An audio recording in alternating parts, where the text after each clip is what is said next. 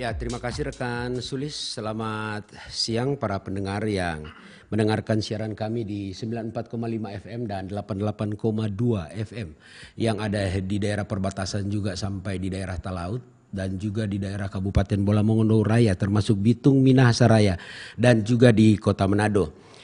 Siang hari ini sudah hadir Bapak Pangdam 13 Merdeka, Kodam 13 Merdeka, Mayor Jenderal TNI Legowo WR Jatmiko SIP MM. Selamat siang Pak Pangdam. Selamat siang. Selamat datang di RRI Manado, Pak Pangdam. Kasih. Ya, dialog ini akan berlangsung selama 1 jam. Tentu kita akan mengetahui sendiri sih apa sih yang menyangkut dengan tugas pokok dari Pangdam 13 Merdeka, karena Pangdam 13 Merdeka ini membawai 3 provinsi, ya, ini Sulawesi Utara, Provinsi Gorontalo dan Sulawesi Tengah. Nah, mungkin Pak selama kurun waktu sudah bertugas di Pangdam 13 yang berpusat di Manado, Sulawesi Utara, apakah sudah sampai ke daerah-daerah luar dan mungkin dengan tugas pokok dari Kodam 13 Merdeka sendiri seperti apa ini Pak? Silakan Pak Pangdam. Terima kasih. Saya sapa dulu nih pendengar setia Pro 1 FM 94,5. Ya. Dan para pendengar semuanya, Assalamualaikum warahmatullahi wabarakatuh. Waalaikumsalam. Selamat pagi, salam sejahtera bagi kita semuanya. Shalom, Om Swastiastu. Sebelumnya saya mungkin baru pertama kali ini kita melaksanakan dialog interaktif atau talk show. Sebelumnya ada pepatah, tak kenal maka tak sayang. Ya. Ya, saya tadi sudah disebutkan bahwa saya Pangdam 13 Merdeka, nama saya semuanya sudah tahu mungkin. Saya Mayor Jenderal TNI Legowo WR Jatmiko. Sebelumnya dulu sebelum menjadi Pangdam ini saya juga pernah mendapatkan tugas di daerah Sulawesi Utara. Jadi menjadi Komandan Kodim 1301 Sangir Talaut. Kemudian tahun 2008-2009 saya mendapat tugas menjadi Komandan Kodim 1309 Manado. Nah, jadi di Sulawesi Utara ini sudah kenal. Makanya sayang sama saya. Ya. Begitu. Baik para pendengar sekalian yang berbahagia, Kodam 13 Merdeka mempunyai tugas pokok sesuai dengan peraturan Kepala Staf Angkatan Darat nomor Perkasab 13 Romawi 3 2011 tentang organisasi dan tugas Markas Komando Daerah Militer atau Orgas Kodam. Kedudukan Markas Komando Daerah Militer disingkat Makodam beserta jajaran adalah Kotama Pembinaan dan Operasional yang bersifat kewilayahan dan merupakan kompartemen strategi matra darat. Apa itu maksudnya komponen strategis? Kami bisa melaksanakan operasi berdiri sendiri. Contohnya seperti bencana alam, kemudian ada kerusuhan, terus ada pengamanan VVIP presiden. Kita bisa melaksanakan secara mandiri. Ya. Nah, itu. Sebagai Kotama Pembinaan, Kodam berkedudukan langsung di bawah Kepala Staf. Kemudian sebagai Kotama Operasional, Kodam berkedudukan langsung di bawah Panglima TNI. Jadi kita ini pembinaannya oleh Markas Besar Angkatan Darat. Tetapi penggunaannya digunakan oleh Panglima TNI. Ya. Karena apa? Contohnya misalnya kalau kita melaksanakan pengamanan perbatasan, kemudian pengamanan daerah-daerah pulau kecil terluar. Nah, ini dari penggunaannya oleh Mabes TNI. Kodam beserta jajarannya bertugas pokok menyelenggarakan pembinaan kemampuan, kekuatan dan gelar kekuatan, menyelenggarakan pembinaan teritorial untuk menyiapkan wilayah pertahanan di darat dan menjaga keamanan negara di wilayah Sulu Tenggu untuk menegakkan kedaulatan negara, mempertahankan keutuhan wilayah negara kesatuan Republik Indonesia yang berdasarkan Pancasila dan Undang-Undang Dasar 1945 dan melindungi segenap bangsa dan seluruh tumpah darah Indonesia dari ancaman dan gangguan terhadap bangsa dan negara. Nah, inilah merupakan tugas pokok dari Angkatan Darat khususnya di Kodam 13 Merdeka. Demikian. Ya, ya. Menurut juga di sini juga sudah ada menyangkut pada 4 pilar kebangsaan bahwa Pancasila merupakan falsafah negara dan pandangan atau cara hidup bagi bangsa Indonesia dalam kehidupan bermasyarakat, berbangsa dan bernegara. Pada sila ke-1 esensinya adalah, nah bagaimana peran dari TNI juga menyangkut dengan 4 pilar ini dia, untuk termasuk juga di situ ada kerukunan antar umat beragama. Ya. Terima kasih. Kita di dalam Sabta Marga Sumpah Prajurit ada juga di situ ditegaskan bahwa kita ini berlandaskan Pancasila dan Undang-Undang Dasar 1945. Jadi TNI Angkatan Darat itu adalah garda terdepan dalam menegakkan ideologi, yaitu ideologi Pancasila. Kemudian ada lagi kita melindungi kedaulatan, yaitu NKRI. Kemudian kita merajut keberagaman yang tertuang di dalam Bhinneka Tunggal Ika. Kemudian Undang-Undang Dasar 1945 itu ada dasar dari negara bangsa Indonesia. Jadi untuk kami, untuk menjaga persatuan dan kesatuan bangsa, itu landasannya 4 pilar itu, Pak. Yang tadi saya sampaikan bahwa yang pertama Pancasila, yang mempunyai 5 sila. Yang sila pertama yaitu ketuhanan yang maha. Jadi bahwa TNI Angkatan Darat khususnya Kodam 13 Merdeka itu kita netral. Semua agama yang sah di negara Republik Indonesia ini semuanya kita lindungi. Nah, kemudian yang kedua, kemanusiaan yang adil dan beradab. Nah, kita juga akan melindungi warga negara dan harus menjaga kemajumukan itu, saling menghormati, saling membantu. Nah, kami kebetulan di dalam kemanusiaan sila kedua ini, Bapak Presiden memerintahkan kepada Bapak Kasat menjadi Bapak Aso Stunting Nasional. Nah, itu secara nasional Bapak Asonya Kepala Staf Angkatan Darat. Nah, kemudian di Kodam 13 Merdeka ya Bapak Asonya Pangdam. Nah, turunannya. Sehingga itulah salah satu contoh kami melaksanakan kemanusiaan yang adil dan beradab. Itu baru satu dari sekian banyak. Kemudian untuk kemanusiaan yang adil dan beradab itu kita juga ada manunggal TNI, yaitu ada tadi manunggal stunting, manunggal KB kesehatan, manunggal reboisasi, menunggal buta aksara, itu. Nah, ini kita aplikasikan di dalam TNI manunggal pada masyarakat. Kemudian yang berikutnya tentang Undang-Undang Dasar 1945. Ini kita ketahui bersama bahwa nilai-nilai luhur Pancasila tertuang dalam norma-norma yang terdapat dalam pembukaan dan batang tubuh Undang-Undang Dasar 1945. Kemudian yang ketiga adalah NKRI. Dalam pasal 1 ayat 1 Undang-Undang Dasar 1945 disebutkan negara Indonesia adalah negara kesatuan yang berbentuk republik. Nah, negara kesatuan berarti kita ini harus bersatu. Seperti yang saya sampaikan tadi bahwa terdapat kita ini 1128 suku bangsa dan bahasa. Kemudian ada 16.056 pulau. Nah, ini kan harus ada kesatuan. Nah, kesatuan itu yang kita sebut kesatuan negara, kesatuan Republik Indonesia. Kemudian Bhinneka Tunggal Ika. Walaupun kita berbeda tetapi tetap satu, yaitu Indonesia. Nah, Bhinneka Tunggal Ika itu bertujuan menghargai perbedaan atau beragaman namun tetap bersatu dalam ikatan sebagai bangsa Indonesia.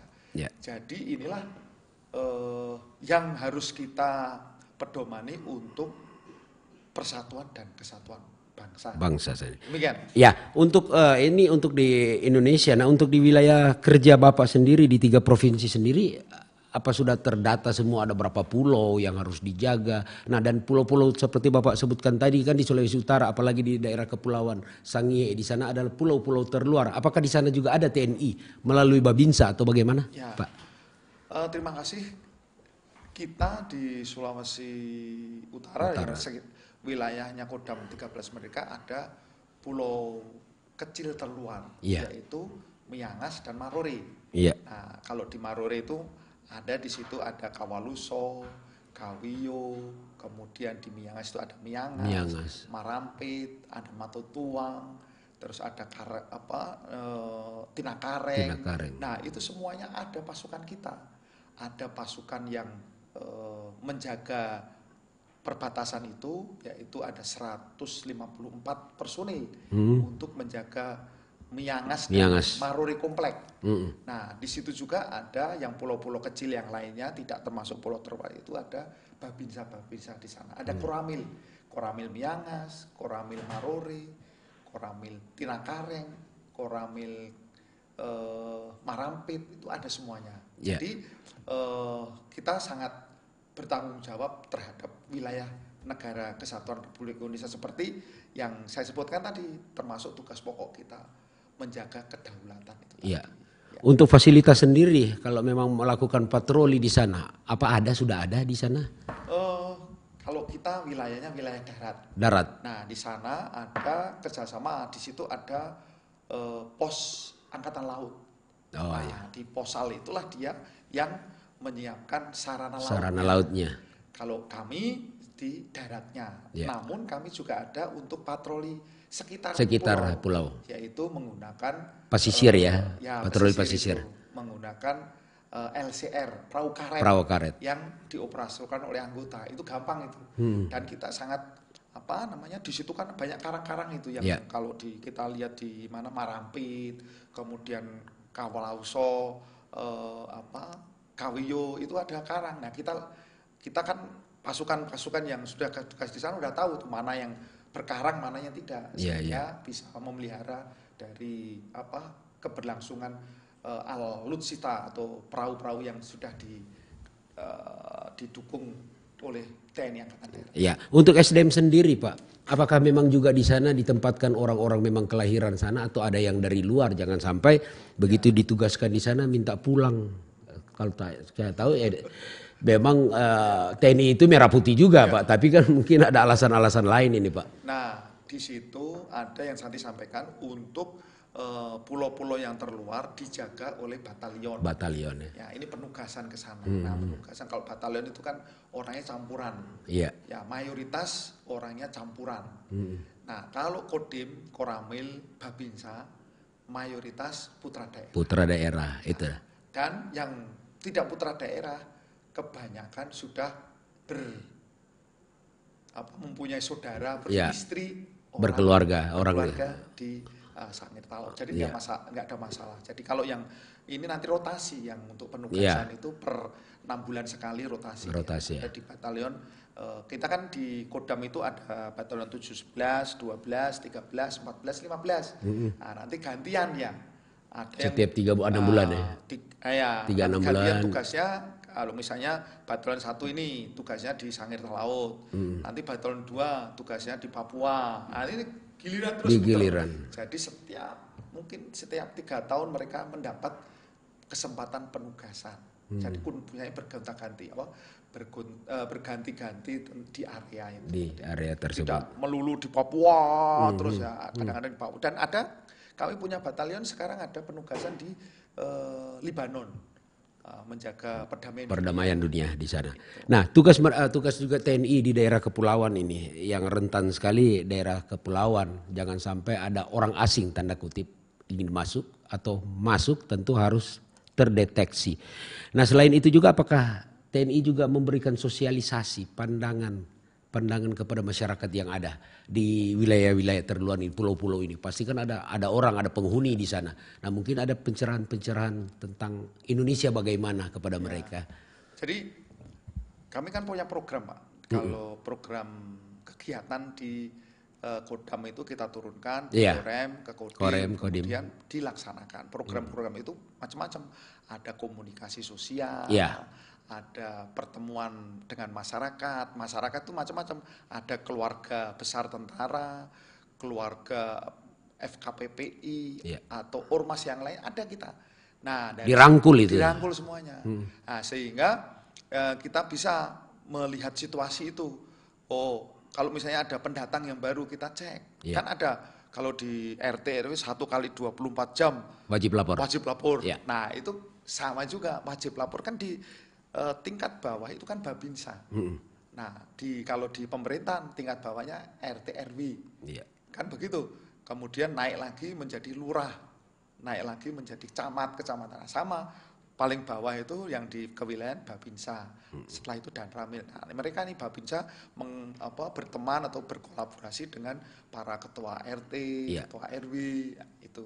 Jadi Babinsa ini yang ada di daerah pedesaan atau memang terpencil, dia wajib tahu keluarga-keluarga yang ada situ. Tentu ada catatan. Oh, ini rumah ini Ya. ada keluarga ini, Ya. memiliki 3 orang anak. Pasti Ya. kan ada itu. Harus tahu. Harus tahu. Dan harus tahu. Ya. Ada anekdot itu, Babinsa jarum jatuh aja tahu. Tahu. Wah, Itu. apalagi yang manusia ini jarum Ya. aja tahu, Ya, apalagi ya. manusia kan begitu. Nah, bagaimana Pak dengan terkait dengan sekarang dan juga kemarin sempat terjadi kesalahpahaman yang terjadi di Kota Bitung. Memang di sana kami juga mendapat informasi memang Kodim juga di sana harus cepat turun lapangan, cepat berbaur dengan kepolisian, membackup kepolisian agar tidak merebak kejadian seperti di Kota Bitung. Nah, apa tanggapan dari atau pendapat dari Pak Pangdam sendiri? Terima kasih. Kita sampaikan bahwa kejadian di Kota Bitung itu adalah murni kesalahpahaman antar kelompok masyarakat. Tidak ada kaitan dengan agama atau keyakinan para pemeluk agama. Pemerintah dan TNI telah hadir sebagai representasi dari negara dan juga telah bergerak cepat untuk menyelesaikan persoalan tersebut dengan mengundang semua pimpinan lembaga. Jadi Forkopimda, FKUB, kemudian semuanya diundang, masyarakat, tokoh agama, tokoh adat, tokoh pemuda. Nah, itu kita undang kemarin itu sehingga ada kesepakatan penjelasan bahwa itu kesalahpahaman. Iya, iya. Nah, di anggota saya di Kodim, di aparat teritorial itu ada ilmunya, Pak. Namanya 5 kemampuan teritorial. Nah, apa itu, Pak? 5 kemampuan teritorial, lapor cepat, temu cepat. Nah, nanti begitu ada kejadian tuh, anggota yang di lapangan Babinsa ada kejadian, misalnya, ini kok ada ribut-ributnya apa? Langsung dia lapor. Lapor cepat, temu cepat. Kan ada intelijen juga kan? Nah, ada intel juga, laporan. Kemudian ada kemampuan manajemen kewilayahan. Jadi dia bisa, ini kondisinya bagaimana, ini dilaporkan nanti. Iya. Nah, kemudian kemampuan perlawanan rakyat. Nah, itu tadi, kalau perlawanan rakyat itu maksudnya 1 kali 24 jam harus laporan. Harus laporan. Nah, kemudian membina masyarakat. Untuk apa? Untuk mempunyai sense of belonging, rasa memiliki wilayah itu. Iya, iya. Nah, sehingga dia ada, ini ternyata ada pencuri, ada main lapor. Nah, utamanya lapor cepat, temu cepat. Kemudian komunikasi sosial. Komunikasi sosial itu ya Face to face. face to face, harus kenal. Iya. Babinsa, Danramil, Dandim harus tahu di wilayahnya, Iya, harus iya. pandai ngobrol, pandai berkomunikasi, Iya, iya. pandai untuk istilahnya ngomong-ngomong di warung kopi itu harus pandai Iya. berdiplomasi. Nah, itu ada sekolahnya juga itu, Iya. setiap kali Menggali informasi menggali informasi dengan orang lain. Nah, datang Iya. komunikasi, silaturahmi, Menyapa, lah. silaturahmi, menyapa, Nah, tanya kemudian keadaan. kita juga ada ilmunya itu namanya jaring teritorial. Misalnya di wilayah Koramil A itu jaringnya apa? Di situ ada tokoh agamanya siapa, Iya. tokoh masyarakatnya siapa, tokoh pemudanya siapa, tokoh adatnya siapa. Harus ada pendekatan kepada mereka. Harus ada dan harus tahu. Dan harus tahu. Nah, tokoh ini ya mohon maaf kalau kita bicara ini tokoh yang di kampung ini tokoh politiknya sopo, harus Iya, tahu. harus tahu. Oh ini toh, sehingga kalau ada apa-apa nanti, Pak jangan dulu Pak, ini ada mengetahui lebih awal. Ya. Dan itu data-data udah lengkap semuanya. Ya. Biasanya ke intelijen sebelum terjadi dia sudah tahu, tapi dia tentu berkoordinasi dulu dengan pimpinan yang lebih atas, seperti Babinsa kepada ada ilmu kita itu ada namanya mengantisipasi. Apabila misalnya itu kok ada masyarakat kumpul-kumpul, apa yang mau diperbuat? Nah, kan begitu. Oh, ada masyarakat sudah menyiapkan mobil. Oh, ini berarti mau demonstrasi. Ada apa? Ya, ada apa? Ada apa? Nah, baru ada apa nih? Karena kita berkomunikasi itu tadi. Ya. Kenal kan? Ada apa nih? Mas, ada apa nih Pak? Oh iya Pak, kita mau berangkat ke sana rame-rame. Oh, rame-rame ada apa? Jangan. Nah, jadi kita keliling terus berkomunikasi sosial. Tapi Pak, selama ini kan tidak ada image bahwa wah itu tugas Kamtibmas, itu tugas polisi, biar nanti polisi aja yang atur itu. Ada seperti itu? Kita Pak, ini saya jelaskan, tugas pokok kita yang seperti saya jelaskan tadi, dilaksanakan dengan dua, yaitu operasi militer untuk perang dan operasi militer selain perang. Operasi militer untuk perang itu darurat militer. Kalau sudah mau ada perang itu perang dengan siapa dulu? Perang dengan musuh lah, musuh dari luar. Nah, itu operasi militer untuk perang, itu konvensional. Itu komponen utamanya adalah TNI. Ya, sekarang situasinya darurat sipil atau masa damai. Nah, masa damai yang kita laksanakan tugasnya adalah operasi militer selain perang. Operasi militer selain perang. Nah, itu ada 14 macam. Salah satunya adalah membantu pemerintah daerah untuk mensejahterakan masyarakat. Nah, jadi kalau misalnya ada kerusuhan, nah kita wajib tahu, kita harus ikut. Ini amanah undang-undang. Oh, itu tugasnya polisi. Oh, tidak. Nah, sekarang kalau misalnya Ipolek Sosbud, terakhirnya apa? Hankam. Nah, Hankam pertahanan keamanan itu untuk melindungi ideologi. Ideologi apa nih? Pancasila. Hankam melindungi politik ada politik negara. Kemudian melindungi ekonomi, melindungi sosial budaya. Nah, ini diminta tidak diminta itu sudah amanah undang-undang. Tidak ada itu kan tugasnya polisi. Oh, tidak.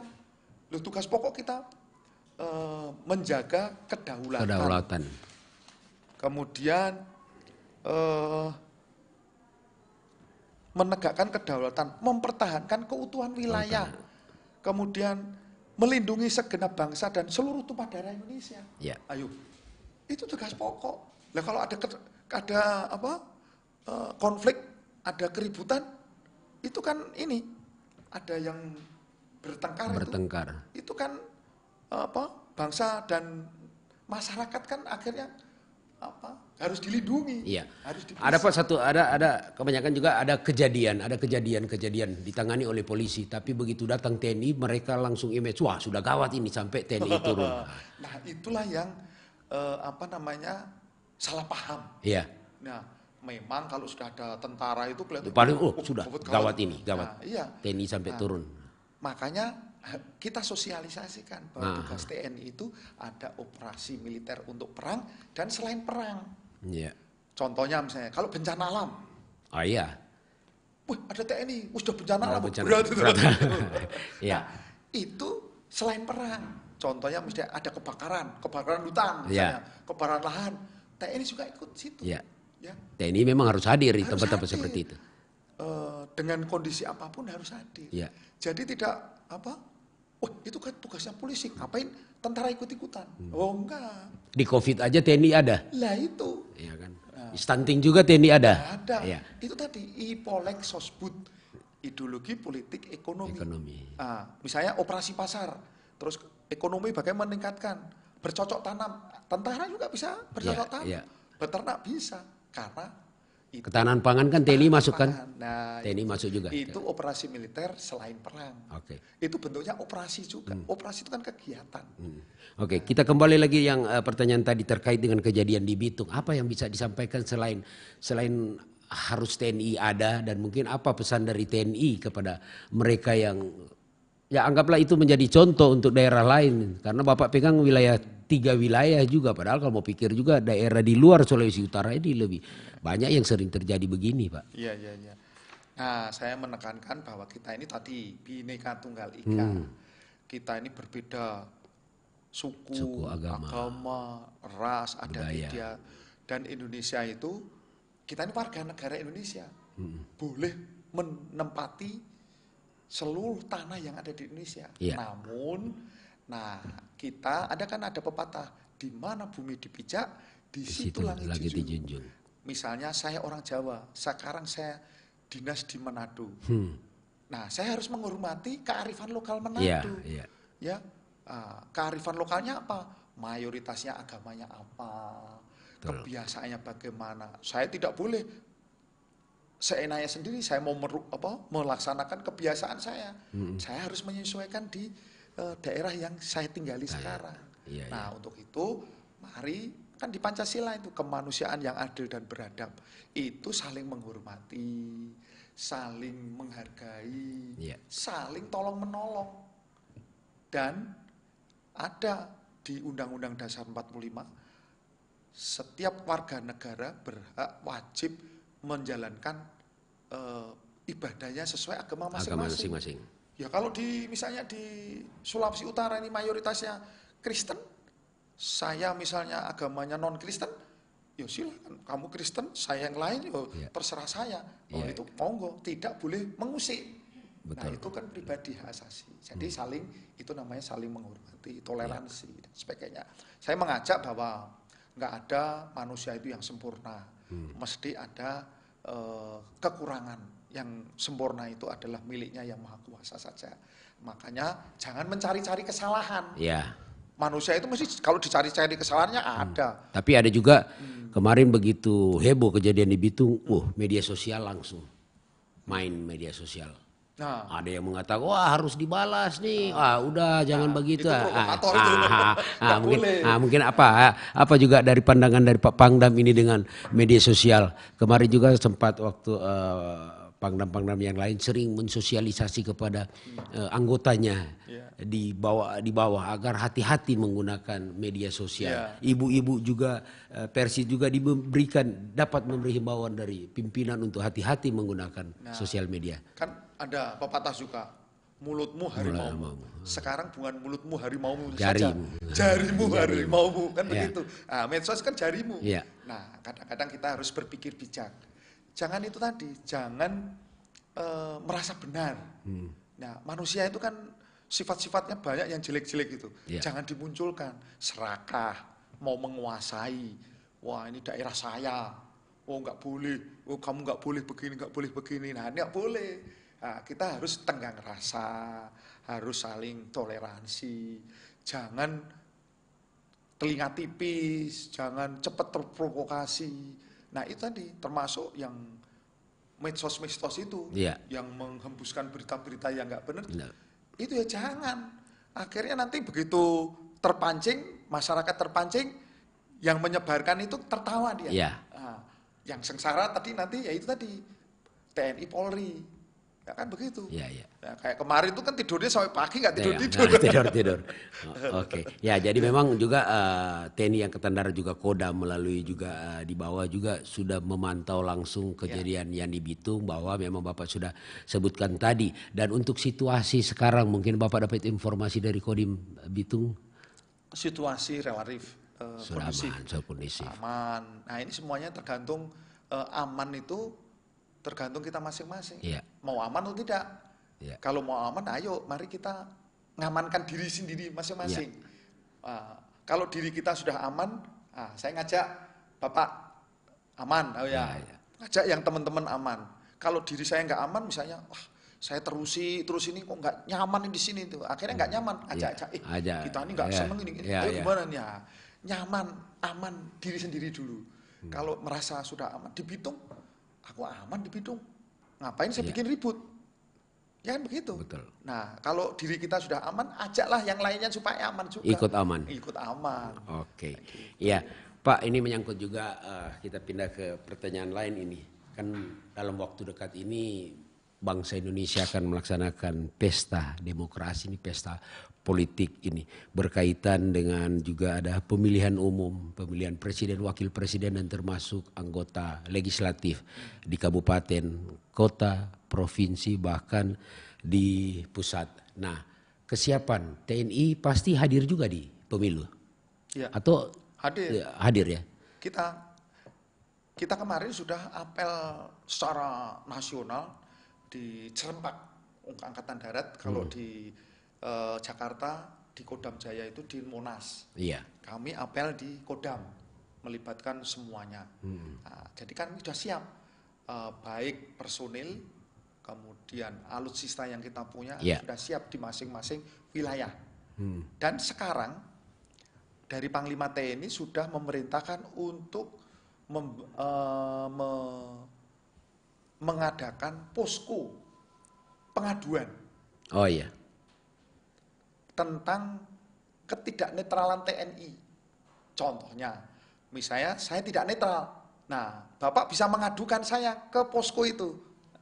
Nanti dari posko, kalau di Kodam ada? Ada sudah di Pomdam. Pomdam ada. Ada. Layanan telepon juga ada. Mungkin Facebook juga. Ini masih kita sosialisasikan. Kita komunikasikan dengan Telkom, kita komunikasikan nanti dengan RRI bisa juga. Iya. Dengan barcode, dengan website ini silahkan mengadu. Karena jangan sampai kita mengantisipasi kan, ya, misalnya kakak saya mau jadi anggota legislatif, namanya kakak kan harus dibantu. Nah, padahal saya TNI, misalkan begitu kan. Nah, wah, terus tahu, oh itu kok kakaknya, nggak tahu kalau itu kakaknya kan begitu, sehingga itulah ada pengaduan.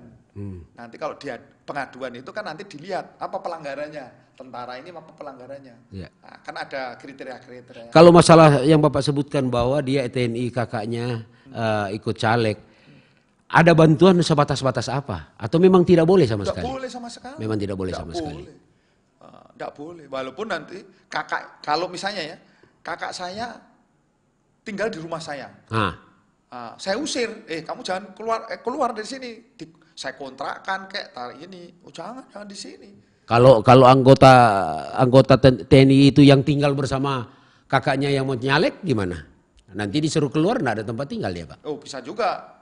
Nah itu caranya. Iya. Kak, jangan menggunakan saya. Iya. Karena kan saya numpang. Kalau kakaknya numpang dikontrakkan bisa.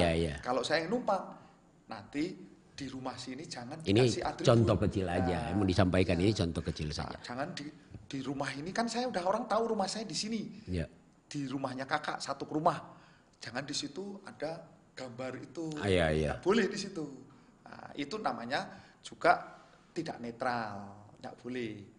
Nah, kalau misalnya itu tadi wah aku nanti diusir. Itu kakak Pak. Kalau istrinya yang nyalek gimana? Pisah ranjang? Oh iya bisa.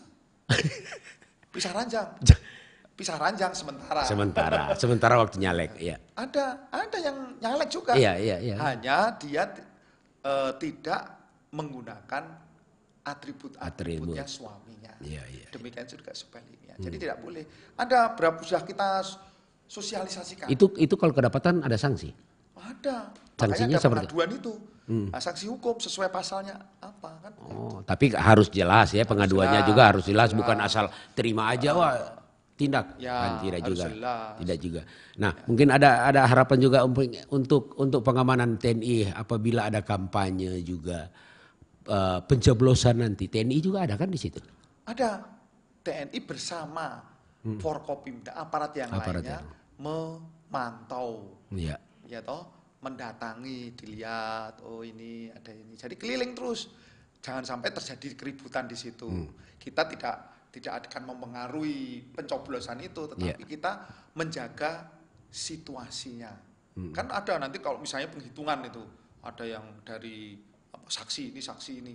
Nah, nanti kok mau bertengkar itu. Nah, kita harus jangan ini. Cuman sampai di situ kan, tapi TNI tidak menindak. Sini kamu. Itu ada kan pihak lain. Satu tim itu. Iya, satu tim. Ada tugas tupoksinya masing-masing. Iya. Gitu. Kalau nggak begitu nanti kita dikira pembiaran nanti. Iya. Padahal itu tadi tugas pokoknya adalah melindungi segenap bangsa Indonesia. Kalau sudah mulai konflik itu kan, nah kita kan pembiaran itu nggak boleh. Padahal mana perlindungannya kepada. Untuk pengamanan pemilu sendiri berapa personil yang disiagakan untuk 3 provinsi ini, Pak? Kurang lebih ya 3.000-an kita. 3.000. Ulangin 6.000-an. 6.000-an. Ya. 2/3 dari kekuatan ya, kan tidak semua turun kan, ada kan kerja kantor gantian. Nah, untuk pengamanan pemilu apa juga TNI dilengkapi dengan senjata mungkin? Apa mereka bawa senjata mungkin? Ada pelornya di dalam? Atau kampanye-kampanye? Kita istilahnya membantu. Nah, kita siaga tapi tidak diperlengkapi senjata. Kan ini kan hanya pesta demokrasi. Iya. Gitu. Bukan, ini kan masa damai. Bukan darurat militer. Iya. Masa damai. Nah, perlakuan masa damai itu bagaimana? Kan begitu. Iya. Nah, kalau nanti misalnya misalnya ya kita buatkan pentungan aja. Oh iya, kan biar begitu. Biasanya juga kan Pak ada pengamanan VVIP. TNI Angkatan Darat terlibat enggak kalau seandainya ada calon presiden, wakil presiden datang ke Sulawesi Utara, dia akan berkunjung ke daerah-daerah, TNI itu melekat juga kan? Enggak. Lo kan sudah calon. Sudah kampanye kan? Sudah kampanye. Nah, kita kan nggak boleh. Maksudnya melekat untuk pengamanan? Nah, pengamanannya kan dari polisi. Dari polisi. Itu. Nah, kecuali presiden, wakil presiden, tamu ya, negara itu yang kita tetap pas pampres ya. dengan aparat TNI utama itu. Tapi kalau yang calon presiden kan belum jadi presiden. Belum jadi presiden kan, jadi kecuali presiden. Memang setiap kali presiden atau wakil presiden datang sini, semua harus koordinasi, termasuk pers, koordinasi dengan TNI, kan? Karena itu jadi tanggung jawab, tanggung jawab TNI ya, seperti itu. Nah mungkin ada juga biar sekaligus ada himbauan-himbauan agar supaya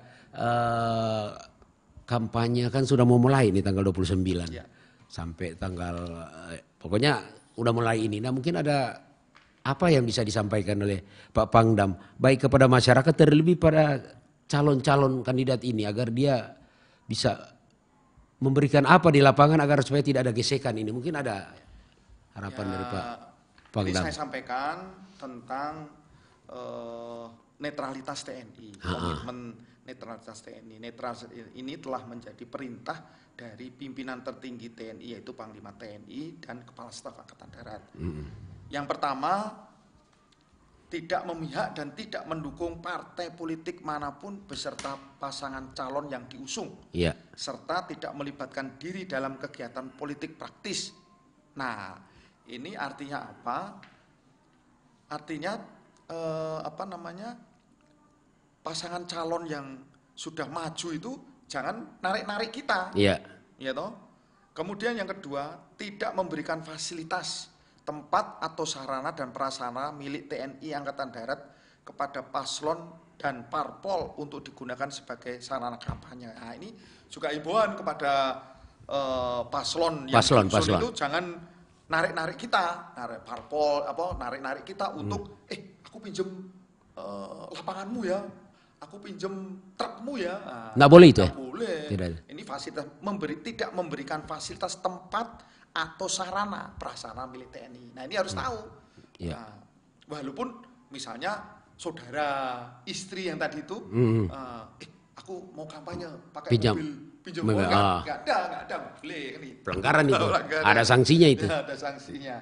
Nah, kemudian prajurit TNI yang keluarga yang memiliki hak pilih atau hak individu selaku warga dilarang memberi arahan dalam bentuk apapun. Hak pilih, misalnya istri saya, kamu nanti nyoblosin, terserah dia. Iya. Nah, kan begitu. Kemudian keempat, tidak memberikan tanggapan, komentar dan mengupload apapun terhadap kegiatan pasangan calon dan parpol maupun hasil quick count sementara. Jadi nggak boleh komentar kita. Nah, contohnya sekarang sudah ditentukan oleh KPU tentang pasangan calon presiden dan wakil presiden. Nah kita nggak boleh komentar. Nggak boleh. Apalagi foto-foto ada kode-kode. Ada kode-kode foto, selfie ada kode-kode. Itu saya pun begitu kemarin sebelum ini kan, ini kamu netralitas ini dipahami Nah, tangan Ya, saya nunjuk tangan. ini, sekarang saya Iya. turunkan. Iya, iya, ya. Saya turunkan Iya. supaya tidak apa? Ya itu tadi jari itu kan Jari bahaya itu, itu. iya. Nah, kan begitu. Sekarang begini aja. Kepal. Ngepal aja. Kepal aja. Jadi itu ada 4, kemudian kelima, istri prajurit atau sipil mempunyai hak dipilih dan hak pilih, namun tetap menjunjung tinggi prinsip profesionalisme TNI dalam netralitas dan tidak melibatkan fasilitas militer dalam bentuk apapun, serta tidak mengajak dan mempengaruhi orang lain di sekitarnya. Iya. Kan ada itu kampanye berbisi, ya nggak boleh itu, wis diamkan aja lah. Siapa yang terbaik untukmu ya silahkan. Iya, iya. Nah, itu. Jadi netralitas itu kalau ya mungkin orang nggak mungkin ini netral itu karena dia kan begitu Ya, kan. betul. Dia masih keluarga dengan ini. Masih itu. Nah jadi apa namanya ya kita harus pandai-pandai itu. Netral pun dibilang nggak netral. Iya. Nah lebih baik kita diem aja lah kan gitu. Kalau macam anggota-anggota TNI, mereka dapat berikan kesempatan untuk menjadi ajudan oleh orang-orang tertentu. Oh karena kalau yang untuk pemilu ini kan sudah ada ketentuannya. Siapa ajudannya kan semuanya dari polisi. Iya.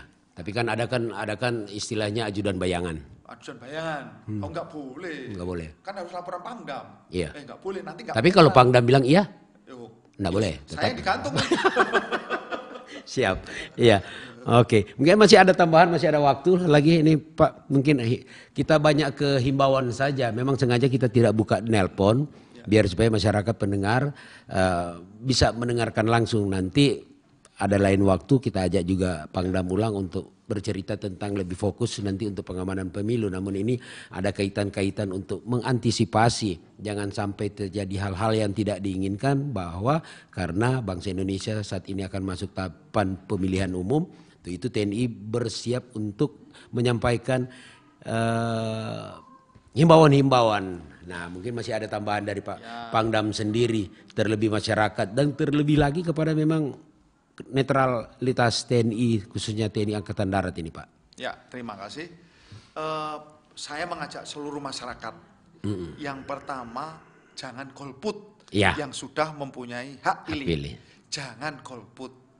Ya, kan banyak yang calonnya itu males kan gitu, nggak boleh. Ya. Yang pertama, masyarakat jangan golput. Ya, harus memilih. Ini pesta demokrasi Indonesia, pesta rakyat lah istilahnya, pesta bangsa Indonesia untuk menentukan Indonesia ke depan. Yang kedua, untuk netralitas TNI, jangan menarik-narik TNI. Jangan memakai fasilitas TNI. Jangan dipaksa-paksa. Ya, nanti truknya hijau, nanti saya ganti platnya hitam, kan bisa juga. Tapi Pak, kalau umpama ada indikasi seperti itu, bukan hanya oknum TNI yang disalahkan, yang mengajak juga itu harus dilaporkan, balik lapor ke Bawaslu. Makanya saya mengajak kepada seluruh masyarakat jangan menarik-narik TNI, jangan melibatkan TNI di dalam ambisi politiknya, ambisi pribadinya untuk menjadi anggota legislatif atau menjadi pemimpin-pemimpin yang nantinya. Kemudian jangan bernegatif kepada TNI. TNI sudah berusaha semaksimal mungkin netral. Jangan terlalu berlebihan. Misalnya di luar itu kan teman, misalnya saya punya teman ngobrol. Padahal teman itu dikait-kaitkan. Itu kan tadi malam ini dia duduk ngopi dengan. Jangan melebih-lebihkan itu. Harus dilihat konteksnya apa. Ya, konteksnya apa. Kan biasa itu. Nanti bisa ini, teman saya mau calon bupati. Padahal teman SD, teman SMP. Betul. Begitu gaul itu langsung foto diupload, langsung ini Pangdam tidak netral. Padahal itu teman main itu padahal itu. Nah, itu jangan melebih-lebihkan. Yang paling utama, mari kita sama-sama sukseskan rangkaian di tahun politik ini. Pemilu yang akan kita jalani bersama-sama. Baik itu supaya kita sukses, aman, lancar, pemilihan tidak ada gejolak dan semuanya untuk Indonesia maju. Kodam sendiri Pak, dia apakah memiliki tim IT juga ini Pak untuk menangkal berita-berita hoax atau mencari tahu siapa pelaku-pelaku hoax? Ada, kita ada. Ya. Ada tim cyber itu ada. Tim, ya. Nanti kita laporkan ke atas, kan kita berjenjang. Iya, kan tidak mungkin begitu. Oh kamu sini, tentu kan ada laporan Pak ini nanti yang dari bidang lain yang sini kamu berdasarkan data. Nah kalau umpama pemilihan umum, kan TNI juga kan hadir di TPS. Punya catatan TNI untuk rekapitulasi secara pribadi? Kan kita hadir di situ kan lihat. Iya. Lihat, oh ini toh, nanti kita tetap ada catatan. Catatan. Kan ada intelnya juga kan hadir di situ. Lihat itu, nanti tapi kita tidak bisa mempengaruhi, Iya. tidak bisa, hanya untuk ke dalam saja. Sehingga kita bisa mengantisipasi kalau terjadi sesuatu. Kan begitu. Iya. Misalnya di RRI itu kan kita lihat RRI, loh kok ada kumpul-kumpul sana, ada yang ini. Nah, kita lihat, oh berapa orang di sana itu, kan begitu. Nah, jangan sampai nanti, loh ini kan bukan orang RRI. Iya, ternyata membuat kerusuhan dan sebagainya. Maksud kita tadi seperti catatan-catatan yang dimiliki oleh Intel Kodam di TPS, apakah itu bisa menjadi bahan pembanding nanti apabila terjadi? Enggak bisa. Tetap itu ke dalam aja, tidak bisa. Nanti kita kan nyampuri, dan netral berarti kan. Itu bahaya itu. Oke. Nah, mungkin ada kesan-kesan apa Pak untuk closing statement, dan kami juga akan minta terakhir juga ada closing statement khusus hanya untuk RRI. Karena RRI ini tahun ini 2023 di bulan November ada ajang nasional. Oh nanti malam itu? Sore? Ya ada ajang nasional RRI, apa? Adu Bakat Bintang Radio. Nah, tapi sebelum ini ada closing statement dulu tentang bagaimana masyarakat harus menghadapi Kamtibmas yang ada. TNI juga hadir apabila terjadi satu masalah di lingkungan atau di kelurahan atau di desa. Silakan Pak. Para pendengar radio Pro FM 94,5 yang saya cintai dan saya sayangi, pesan saya tentang kejadian yang di Bitung kepada warga masyarakat, jangan mudah terprovokasi berita-berita hoak yang mengarah pada ujaran kebencian dan adu domba terkait tentang sara, suku, agama, ras, dan adat istiadat. Karena itulah yang akan membuat gaduh, membuat situasi tidak nyaman. Kemudian untuk semua pihak jangan coba-coba membuat gaduh suasana dengan menyebarkan berita-berita yang tidak benar, yang provokatif dengan sumber dan referensi yang tidak mengandung kebenaran. Untuk saat ini Kota Bitung dalam keadaan aman dan damai. Mari kita sama-sama saling menghargai, saling menghormati, saling tolong-menolong, dan saling bantu-membantu dalam menjaga kondusivitas situasi keamanan dan ketertiban masyarakat di wilayah Provinsi Sulawesi Utara. Oke. Demikian. Terima kasih Pak Pangdam 13 Merdeka Mayor Jenderal TNI Legowo WR Jatmiko SIPMM. Terima kasih sudah berkunjung ke RRI, sudah memberikan himbauan-himbauan kepada untuk masyarakat pendengar RRI yang bisa mendengar di 94,5 FM dan 88,2 FM. Dan terakhir untuk dari Pak Pangdam untuk RRI, karena RRI ada ajang mencari bakat bintang radio, apa yang bisa diharapkan? Nah, mungkin apa dari Pak Pangdam bisa sampaikan? Silakan Pak. Untuk RRI, saya sudah senang kalau saya nyetel radio itu yang FM. Kalau yang AM itu kelihatannya sudah merosok gitu.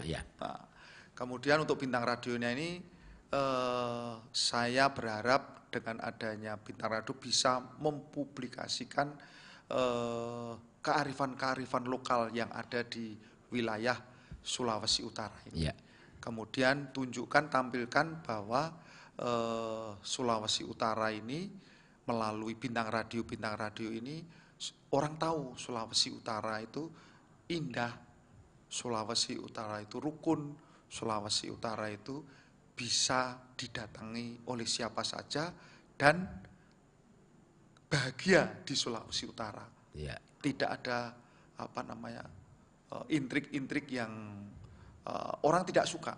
Nah, ini bisa cerminan dari nanti para